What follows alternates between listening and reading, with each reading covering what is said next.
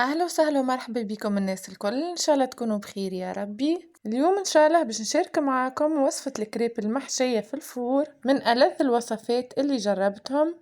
حبيت نقترحها عليكم في شهر رمضان، ننصحكم باش تجربوها. قبل ما نبداو ما تنسوش الاشتراك في القناة والإعجاب، ويلا نبداو.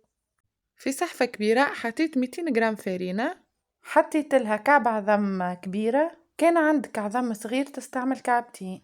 من بعد بديت نحرك فيهم، حطيت شطر الكمية متاع الحليب. بالنسبة للحليب الكاس ذاك يهزلي 200 مليلتر، نفس الكاس اللي كيلت به الحليب كيلت به الفارينة. نجم تستعمل الخلاط الكهربائي باش ما ياخدلكش برشا وقت. حطيت 2 مغارف كبار زيت، ما تنسوش مغرفة صغيرة ملح. زفت لها شطر كمية الحليب وقعدت نحرك فيها حتى لين تحصل على قوام هكا، ما يكونش جاري برشا وما يكونش عاقد، يكون أرتب وما فيش كعابر. توا باش نبدا نطيب فيهم على نار متوسطة. نبدا ناخذ في الخليط بشوية ونحط في المقلة، دوب ما تاخذ لون نقلبها على الشيرة الأخرى.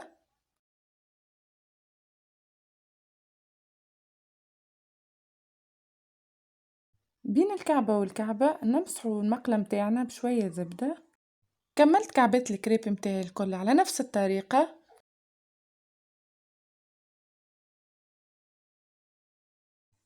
توا باش نحضر لها الحشوة متاعها. حطيت شوية زيت، حطيت كمية من صدر الدجاج، نفوحهم بالكركم، فلفل أكحل، شوية تابل وكروية، كليلو زعتر مرحي. نحركهم نخليهم يطيبوا، نقصلهم شوية في الغاز.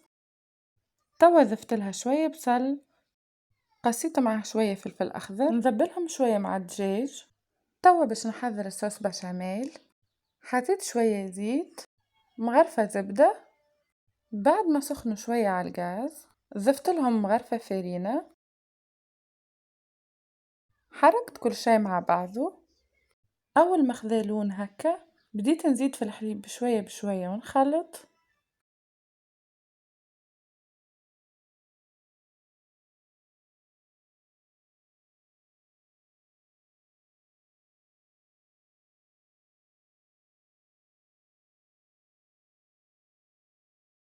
زدت له مغرفة كريم فريش اللي هي القشطة باش تعطينا قوام كريمي. توا حطيت لها مغرفة صغيرة ملح، حطيت فيها شوية جبن، هي خطوة اختيارية. حطيت رشة فلفل أكحل. آخر خطوة حطيت لها النعناع شايح، وهكا الصوص بشاميل تكون حاضرة. توا باش نعبي كعبات الكريب. حطيت شوية دجاج، حطيت شوية جبن، أي جبن يكون متوفر عندكم تنجموا تحطوه. حطيت شوية من صوص بشاميل، ضفت لها شوية موتزاريلا.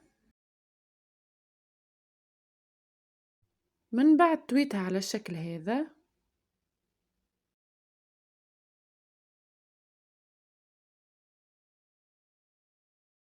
توا الطبق اللي باش ندخله للفور حطيت فيه شوية صوص بشاميل، أول طبقة.